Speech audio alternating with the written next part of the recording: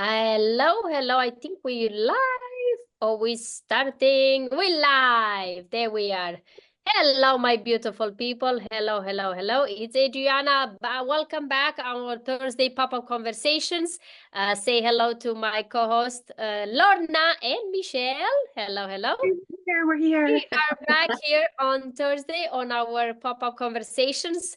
And today we're going to talk about how we create our own reality. So before we start, say hello. Let us know where you're tuning from. Say hello. Let us know what are your thoughts about this subject. And if you have any questions, just drop them in the comments and say hello. Don't be a stranger. Say hello to all of us. Ladies, I'm gonna start with Michelle because Michelle came up with this subject as we were thinking what we're gonna talk about today. We kind of were talking about fears. It's like, no, let's talk about how we manifest our reality, create our own reality. But I'm sure we're gonna get into what blocks us as well. So Michelle, why did you choose this subject today?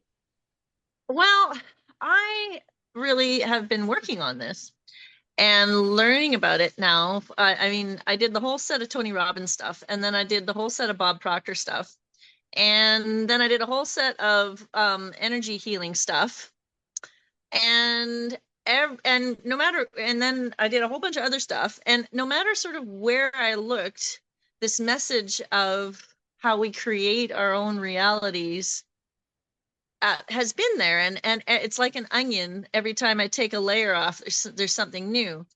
But the reason why I kind of wanted to focus on it tonight was because I'm having a kind of a cool experience with it. But the it can be hard to feel like you are creating your own reality, or at least when your reality isn't what you want it to be, to own that you're creating that. Because how could it be, right, that something so shitty would be happening, or like this bad thing would be happening? How is law of attraction, how am I attracting this? Am I so, what's wrong with me, right, that there is? And that's the kind of start to the downward spiral of negative creation that I'm just figuring out. Oh, and it goes the other way too, and we can spiral like positively into creation. So I kind of thought it's just like a really neat topic, and I kind of wanted to hear your guys' takes too. I mean, I've got my own takes, and I got, like, we could talk about like the physical mechanisms of how we do it. We could talk about the energetic mechanisms of how we do it, body, mind, and soul, right? But I wanted to hear how you guys feel you create your own reality. Like, what do you I want to hear from the audience too about how their reality is right now, like if they're happy with their reality, and how they think that what they think about things actually, how that actually brings things into being. So I wanted to actually ask you guys how you think that works, and how you think is working for you right now. Lorna? Cool. Neat topic. Years ago, I remember, doing some stream of consciousness writing. And what came up was that of you are the mistress of life. And, in my times of working as a pro dom and, my bondage, that whole piece of domination and submission, it just kind of like, it fit into that context.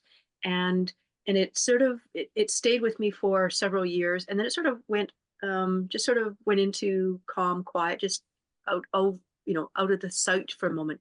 And it's been coming up again. And last night when I was doing some writing again, it was again that recognition that and Michelle, something that you said when we were talking the other day about uh, how the work that you and I have done together, right? How I really supported you in wanting what you want, right? And so Owning what you want. Yeah. yeah, and really owning that, and so to be able to on one level, I think there's this piece about we can look at the physical reality of things, and then to step back into the spirit essence of who we are, that that's where the creation is happening. So as the mistress of life, how do I be in this place of just really stating, this is what I want, this is what I want, and then allowing life to be in that place of supporting that. So again, it taps into that feminine, you know, this is what I want. Masculine say, okay, here's what I want. And then it's at another level as well. It's kind of fascinating because can I live into that and just be in this joy of this experience of, wow, how that shows up and what doesn't show up. And even when things seem to be not there, it's kind of like, okay, that's there. What role is this playing in this whole lived experience? And then also this whole aspect of when I'm listening to whether it's, you know, I date myself when I talk about a record player or, you know, the 8-track or, you know, cassette, all of those things. But, you know, there are CDs and our digital things. When we're listening to a song or we're watching a movie, we watch it all play out. And yet it's all there right from the very beginning. It's all there. It's in place. And so as we are in the midst of it, seems like, wow, it's just new. What's going to happen next? Well, let's find out what's happened next because it's already there for us. And, you know, as we feel into things, follow our joy, follow our passion. What is it that lights me up? It's sort of that yes to life and using those no's to be able to, okay, yeah, let's steer it. But it's allowing us to really live into that experience to, yeah, to know what, when we talk about we create, like who is we? You know, is it me? Is it our physicalities? But we know we're energy. We know that there. So at an energetic level, we've created all that's happening right now. And what an incredible thing that we, through I, get to live this unfolding experience. And how are we doing it? How is it coming into place? And yeah, so there's a bit of a take on it. How about you, Adriana? I love it. One point when Lorna at the beginning talked about the idea of that you have to know what you want to know what you create. That's a huge thing. You know, I realize it's for the last couple of years working with people that most of us, including myself, we don't know what we really want. And we just go with the flow. We go what we've been told. But when you ask what you really want, or who you are, these big questions, they became really big questions because people don't actually sit and think truly, deeply. What do you really want? Who do you really are? Who do you want to be if you don't know who you are? What you really want, not what was done or you did until now. And those are, for me, questions that brings up any change as I dive deeper into my own questions and finding the answers. They shape differently. So say if you ask me who I am today or what I want to create today, it's very differently than what you will ask me even 5 months ago or 5 years ago. Very differently. So I think this reality, it's unfolding and creating in the same time through in our faces. But also what fascinates me too, when I start diving in deeper in research about what's this called, oh, now I have a lapsus. Anyway, it doesn't come to me. I'm not supposed to say it. Maybe that's why. When it comes to the idea that the reality is created in front of us or we create the reality, that was a question that I'm like, do I create my reality or is the reality is created as I'm stepping one step further and is unfolding in front of me? Or do I have any capabilities or any input into creating this reality that I perceive? So it's more of the question than an answer that I'm still trying to, you know, like figure it out as I go. Because as I look at, I know in the science, some of the science, they say that quantum physics, that was the thing couldn't came to me earlier. In quantum physics, they say that when the observer observe the atoms, they become a reality. And until then, the question was they were there or they weren't there. The same with the tree, the idea of the analogy, if the tree falls into a forest, if nobody knows about it, it actually fell. It actually was like the wave and particle experiment where, you know, things are a wave until they observe and then they turn into a particle. Yes. So when it comes to reality, and again, another thing is that I love to speak about is the perspective. because the reality that I'm creating is very different the reality that the people around me observe and they witness. They might witness something totally different than the way I'm putting it out there. So in the end, for me, the big question is, and for everybody, what is real? Well, and is it our consciousness, our consciousness, our experience of our own consciousness?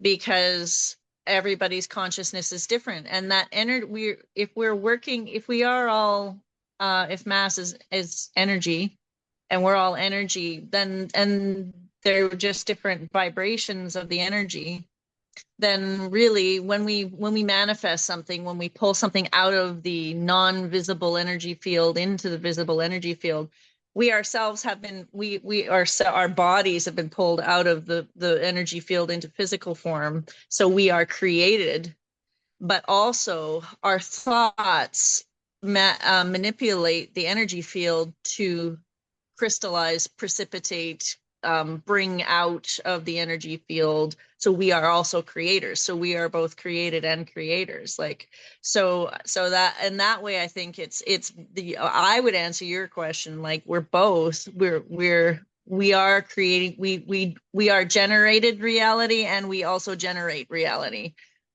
And the piece about, when you said, you know, what we actually want, and I thank the world for Lorna every day, because she showed me to how to connect with like what I actually want, rather than what I was told I want, I was taught I wanted, you know, the world tells me that I want every day in magazines. And then, you know, you have to kind of make this inward journey, which is counterintuitive, because you're like, okay, well, what do I want? I'm looking outward for it. And then all of a sudden now you're like, oh no, I have to go inward to figure out what I want. And then that ends up turning into a spiritual journey, which is energetic. Like, it's just like this crazy loop where you're creating your own reality, but you have to know what you want to do it, and you have to figure that out. So anyway, Yeah. but the allowed piece is like, what am I allowed to want? Well, who's doing the allowing? Yeah. You know, is that outside of us or is that inside of us? And that was why I wanted to talk about this tonight, because we, you know, in creating our own reality, we disallow ourselves the realities that we actually want sometimes, because there's so many blocks to that. We're taught, you know, it's not safe. I mean, Adriana, like, basically is the brain mechanic on this. Like what is the reason that you're not allowing the reality, right? So it's for me, it's more about removing blockages than, you know, like the creation process is actually, energy will flow. We're just, all we need to do is take the blocks out of the way. And that's something you taught me, Adriana, you know. And so it's like, okay, so for example, we have, like, I'm going through a thing right now where, crazy story, I go through this drama, and I have this, you know, I leave this house and this with the kids, and, you know, I had to sell our house and land in another house, and 2 years ago. And then, you know, I had to figure out what I wanted and how I wanted it, and then and start working towards that and creating my own reality. And then as I started to create my own reality, like, my reality broke down, and then I had to use the pieces to build it back up. And then as I build it back up, I had to figure out how to remove the blocks to the things that I actually wanted. That took a freaking hot minute. And so now, you know, I realized, oh, I have this big shift that's happening right now. And I realized, I want something. I want this. And I want this thing. And it turns out, I wanted to basically have my own house back. And darned if you didn't, like literally within 24 hours, come up on the market. Like I can literally see my old house from the house that came up on the market that is going to be my new house. And I went and saw that house today, and it felt like home. And so now it's just, oh, okay, well, there's my house, and I'm going to it. So I manifested that reality by generating it and removing the ideas and the subconscious programming that shifts whatever energy comes in into results, into manifesting from the energy field into actual reality, you know, once those blocks are removed, we can totally buzz that. You know, it's just like turning water vapor into ice, right? You just bring it down. So anyway, that was what I wanted to say about that, and that's why I chose the topic tonight. I love it. Lorna, tell us about this idea of allowing ourselves to want, because that's a huge thing. And then the mistress bit, because like owning our reality, like powerful. Yeah. For me, it seems to be this aspect of, and again, it comes back to feeling that, and the more I teach, more and more that I'm teaching people about consent, it's just really coming back into that alignment, that clarity, that moving forward from that place. So when we want what we want, is we know what it feels like when we say we want something but we don't, you know, whether it's, you want to go to the show tonight? No, but okay, yeah, right? We know what that People feels like, pleasing.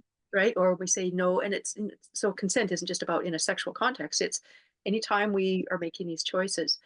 And so to be able to, it becomes this piece of letting that inner place when it just feels like that everything's aligned. And the way I talk about it and teach it, it's, you know, there's this alignment, there's this what's true, there's what's honed and aligned within. But it's sort of that becomes this inner compass of what do I want? How do I know what I want?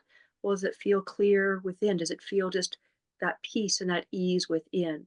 And sometimes it might feel like, oh yeah, I want that. But it's still, it can feel like this, an expansiveness from that place. One of my clients, when I just worked with him last week or 2 weeks ago on this, I said, when something, you know, when you said yes in any type of situation, when you've said yes, but it was a no, or no when you said yes, what does it feel like? And it said like it's just kind of deadened. And what does it feel like when you say yes and it is a yes?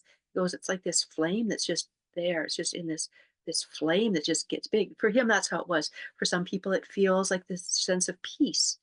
But I think that becomes this, how do I know what I want?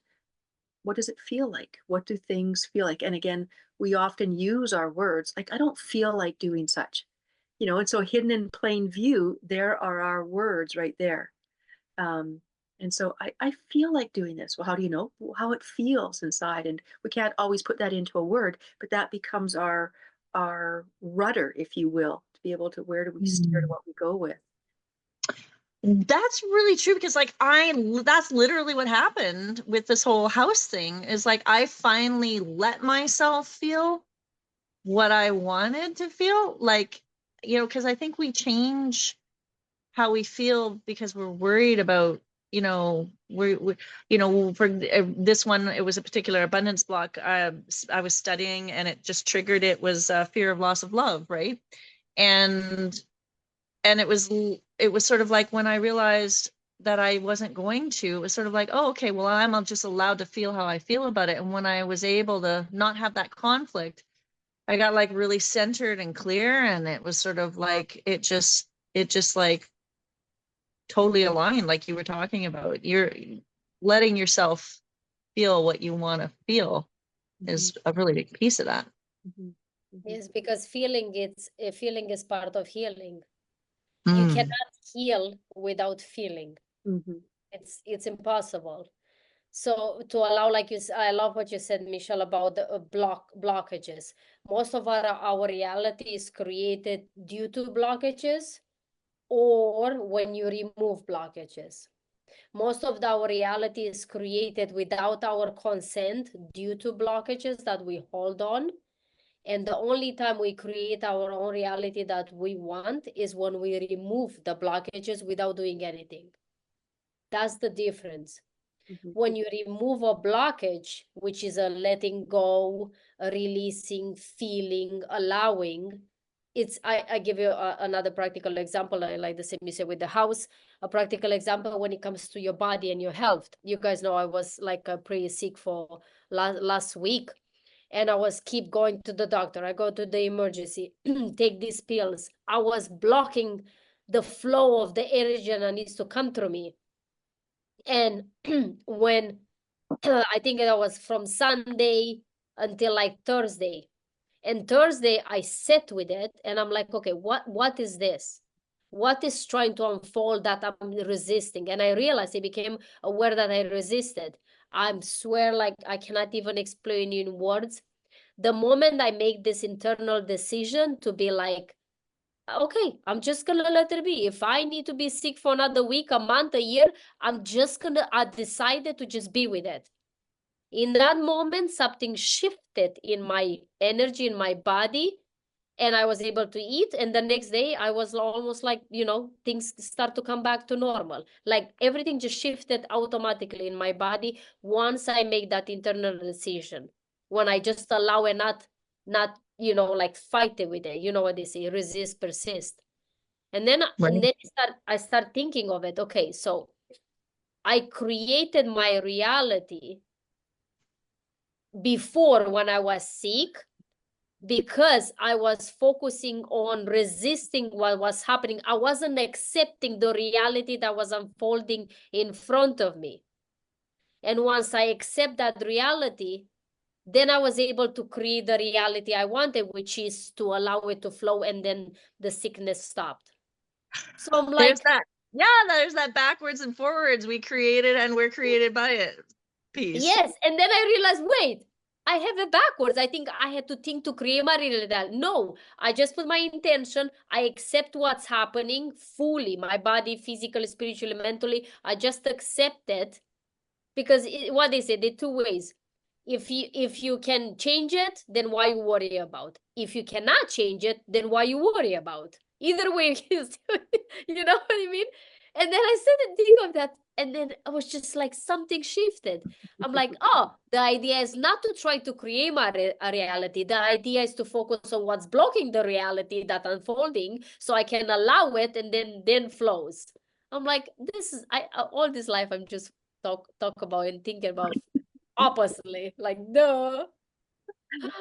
So yeah, it's Cool. quite interesting Mm-hmm. way to see it. Mm-hmm. It's actually interesting.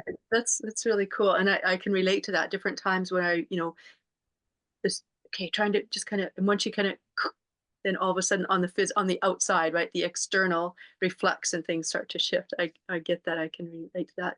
What's the fastest you ever created a reality? That sounds pretty fast, or changed a reality. That sounds pretty fast to me. Like your manifestation stuff is pretty fast, Adriana. What about you, Lorna? What's the I'd like to hear from the audience too. Mm-hmm. What's the fastest or slowest? I think sometimes it's varied. Sometimes it's been literally seconds afterwards, the thing that was happening, and then just as soon as I did it, it was kind of, the phone call came in or something like that.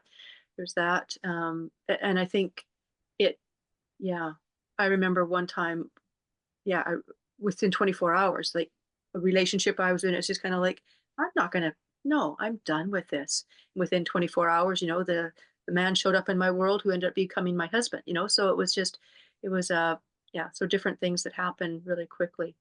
And I think that that's what really, I love that piece about, what we've talked about is the different levels that things are happening, that under level that, for me, I think it seems important that, um, when we talk about we created this, that that even when it doesn't seem great at the deeper level, it's perfect, right? So it's not this idea that I can get it right or wrong, even though we think about Right. blocks. It's even that is a part of the script, if you will, that's a part of what's at play, to be able to create these unfolding experiences and being able to see things manifest, show up, when the resistance is unresisted. Well, and I feel like, that sense of the universal clockworks where we come into the people that we need to come into at the time is the same thing as what Adriana talked about, like everybody experiences reality differently. And so we're each in our own consciousnesses, and then the universe like kind of just maneuvers us to kind of help each other experience what we're here to experience and what it needs to explore. Mhm. It's crazy. Even one of the, they say that, it's when I start studying the universal laws, and they say that the idea of the perspective, how you see it, but in the end, everything in this world is neutral. Everything that it is just neutral. It's just we decide to put it a plus or minus on it. But like this example that I love to use, and I heard, it's not mine, I heard it before, but it's very universal. Rain. If in my house I have my ceiling broke, and if it rain is not a good thing for me, but say if Lorna has a beautiful garden with flowers, for her rain is a positive thing, but for me Right. rain is a negative thing. But rain is not bad or good, it just is. The same like everything that it's unfolding in our reality is just is. We just decide to put a certain positive or negative or polarity on it due to our own blockages, due to our own experience. Mm-hmm.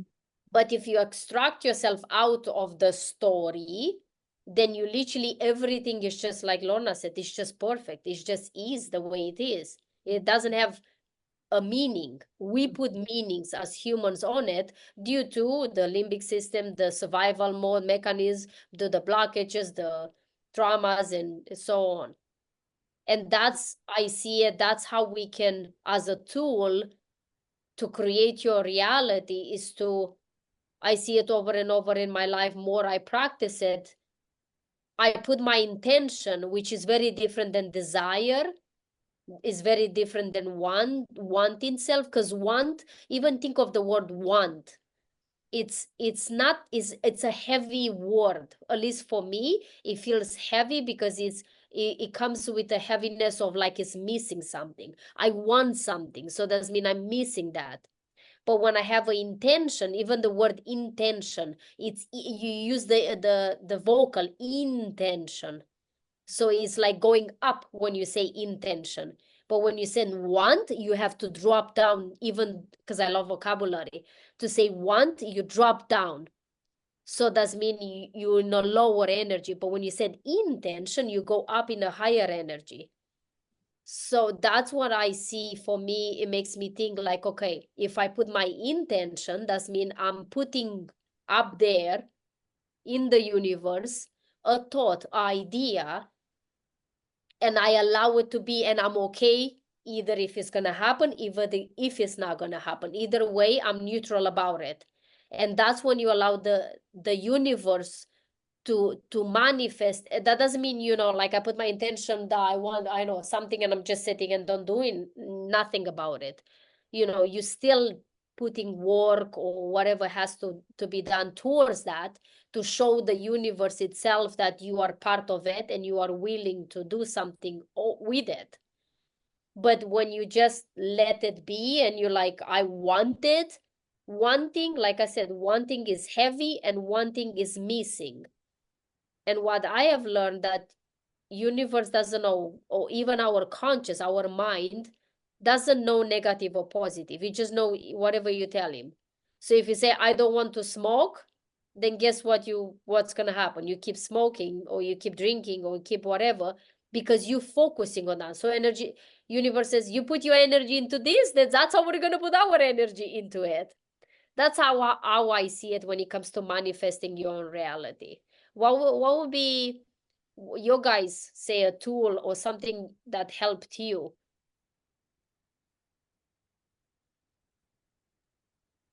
Laura, you go ahead. I would say that it comes back to sort of what we talked about from different angles, that of, it is what it is. And when we think about judgment, so for me, it becomes an awareness of judgment. And when we think about judgment, we are often saying, how we're saying something isn't good, or it's that type of a thing. But to say something is good is also judgment, because it moves us out of the state of it is what it is, and what meaning do we give to it, right? So anytime we put, oh, this is good or this is bad, it keeps us in this state of polarity rather than in the state of flow, to be able to do that. So for me, it seems like it's to be aware of when I have judgment about something being good and desirable, or something being bad and undesirable. It's just okay. And I think in some ways that's when, with the way that I experience it, when I go from that feeling state, there is that state of neutrality. It's just that presence. Okay, now what directions it seem to be going into without it, more from a feeling state than a right or wrong. It's just, it becomes that inner light that guides. Okay, here's the path to take. And I think that, and again, a quick example of going with that feeling, and sometimes it feels like we're heading in a direction. If I have an idea that that's where I'm going, that direction, and all of a sudden it takes a curve, it's like, oh. So here's a really quick example. I had a Coast Salish carving that was given to me as a gift, and actually in exchange for an energy training that I was teaching 25 years ago. So it's been wrapped up all this time. And they said, yeah, if I don't have the tuition, but will you take this in exchange? Sure. Okay. So now it comes time to sell it. And it's this image of this native man who's on his knees and naked and, kind of sort of in this begging, submission position, like, what do you want type thing. And so it's awesome that way. Anyways, I put it up on Facebook Marketplace, and back 2 or 3 months ago, didn't get anything. So I put the price down. Today I get out, and I thought I had taken the ad down. So tonight I get a thing. Hey, I'm in Vancouver, I'm interested in this piece, but it seems like your price is pretty high. If you put it down quite a bit, I'd, maybe consider it. And I said, thank you. I said, and, long story short is I just said, oh, I feel like that. I'm happy with this price. And he's a collector and stuff like that. And then, so he said, no, it's just too much, da, da, da. And then he said, plus, as a collector, he's a collector. And he said, most people, this is more of a niche sale. He said, a lot of people don't like private parts showing in their art. And then I said, interesting. I said, because me as a somatic sexologist, this is actually what the nakedness is what makes it most valuable to me. And he goes, sexologist, what's that? So there's this conversation that started to happen about, maybe you're the angel that can help me because I've got some issues. So this whole piece where, here we thought it was about this sale, and now it could end up, there's this client. So as we just really, if I had said, okay, yeah, I'll sell it for, $300 rather than 600, it would have been the sale and it would have been done. But as I stayed true to, no, I'm happy with this. It allowed it to go into a direction that changed, but to go in that direction that felt right, felt true, stay true to that. And then whatever direction it goes, there's the next path. Yeah, you stuck with what you wanted. Yeah, and it really felt true. It's just, no, I'm not going to do it to make somebody happy. This is what feels true to me. If I don't sell it, then great, I'll put it up on here, and in the background you'll see not only a woman and her 3 children, you'll see a naked man. So it was just kind of, it's all good. Yes, this. I don't believe in coincidence, but this kind of coincidences, you never know. You never think, like, say, before this happened, before texting with that person, you never even think that, maybe in 5 months from now or 3 months from now will become a friend or a partner, or anything can happen, and you don't have a clue. I have a similar story. Let's say yesterday someone texted me, and he said something like, it said the person name, who is it? It was a girl name. And then he said to a boy name, I'm not going to say names, but the boy names, or male name, he said, oh, if I'm in town, do you want to go for coffee? So I knew it's a wrong number, and I was polite, and I said the name of the girl, and like, most definitely I'm not that person. My name is, but I hope you can connect with that person and have an awesome time. Meanwhile, where you are. And then we started a conversation, and to find out that she's from Los Angeles, and I'm going to Los Angeles in November. And she offered, we keep talking. And then she offered to be my guide when I go in November in Los Angeles. So do you see how, like, from a wrong number, how this came up to maybe become friends? And well, and I totally get that, because it's like it's that frequency, that resonance, that ringing the dinner bell in people. You are on a vibe, and you've got to focus, and you end up drawing in law of attraction to things on that vibe. So you had the, Los Angeles vibe going or whatever. And somebody, it's like you tuned into each other, right? Yeah, that was Yeah. this stories like that are like literally the glue or the pieces to kind of prove to your brain that you can create your reality beyond what you even conscious about. It's incredible to see the power of just allow it, and you like Lorna said, just stay neutral to things, stop clinging to a side or a plus or minus of it, and just be curious about it. Doesn't matter how difficult it is or how bad or how good it is, because it's always going to have two sides. Always. It doesn't matter what you do in this life, you're always going to find the opposite side if you just look at it. And I love to allow this to unfold, but know that I'm participating. Like Michelle always says, you are the co-creator, not just the creator, the co-creator. So you are creating in collaboration with God, universe, whatever. It's everybody float their own boat. So I love this. Michelle, what is your tool? What is Oh, something? well, you guys know I'm all about systems and tech and actual logistics, right? So my brain immediately goes to like the actual physical energy field and how that like actually functions. Like how does our energy field actually work, and how is it manipulated and controlled, and what parts of our body are tied into, what parts of the energy field and how all that functions. So my best tool for making it work, because I'm sure, doctorates of years of study about, like thousands of years of study on it. So I can't summarize that here, but I find that for me, the best way to make it work is to, keep your energy system clean, like cleansed, and then be aware and mindful of it and the connection, and then just release control. Thank you, sweetheart. My daughter just brought me dinner. Release control, and then just ground, just realize that you are sort of like a channel. You're like a pipe for the energy, and it goes through you, and just like grounding yourself in reality, but allowing the energy to flow through you, but then focusing your mind on what your heart wants. Those kind of like, it's a little bit like learning to drive a car, a stick shift. Not that I'm dating myself, but like you kind of like, you have to, okay, first you got to, like, okay, learn the pieces. Okay, you put the clutch in and then you move, and you got to do all of the individual things. And then eventually when you get the hang of all of the pieces of the mechanisms, then you can kind of like make it work.